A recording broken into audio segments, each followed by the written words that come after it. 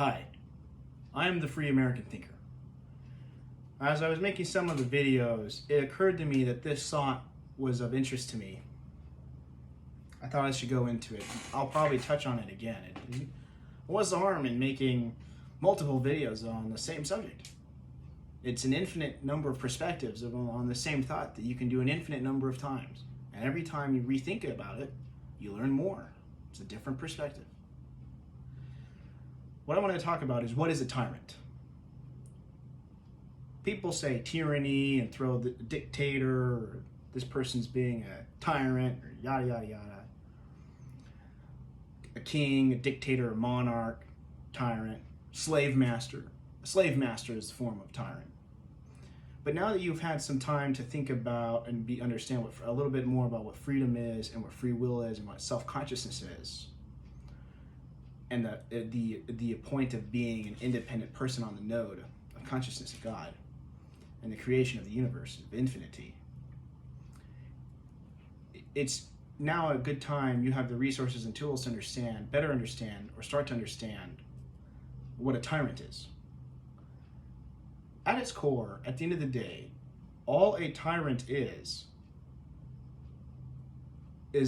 a separate consciousness or form of a node, because whether you're talking about evil spirits or evil's a loose word, really fallen lower level consciousness, dimensional entities is a better way to look at it more accurately. But demons is an older word, an older language to describe a more specific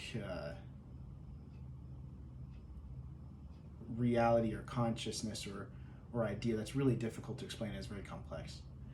But at the end of the day, a tyrant is another entity that forces and attacks you and steals from you your choice to think for yourself.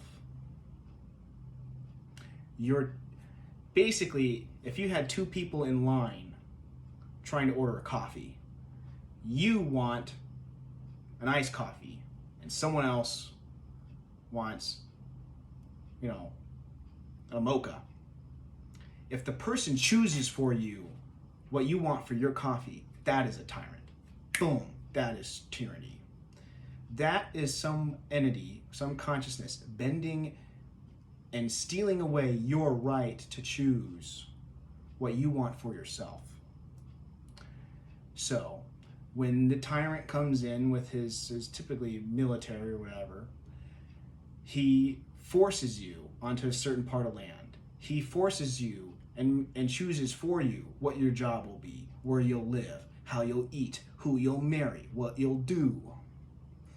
And the founding fathers of America were very wise, and they knew this because they came from the old world. They were aware of the old world, and they studied the old world and this other ancient civilizations of many points in time.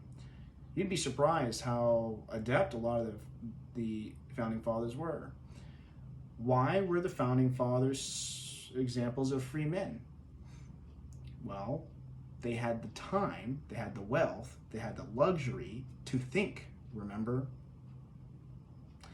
Now, it's a whole other subject because not everyone was free at the time, so there is a hypocrisy to that. That's another discussion about history.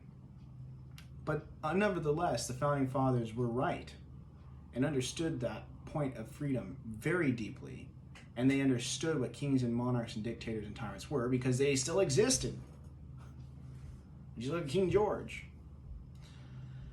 They had that example right in front of them. So that is a tyrant. A tyrant is someone who forces and steals your ability to choose for yourself of your own thinking and free will and freedom. That's a tyrant. God bless.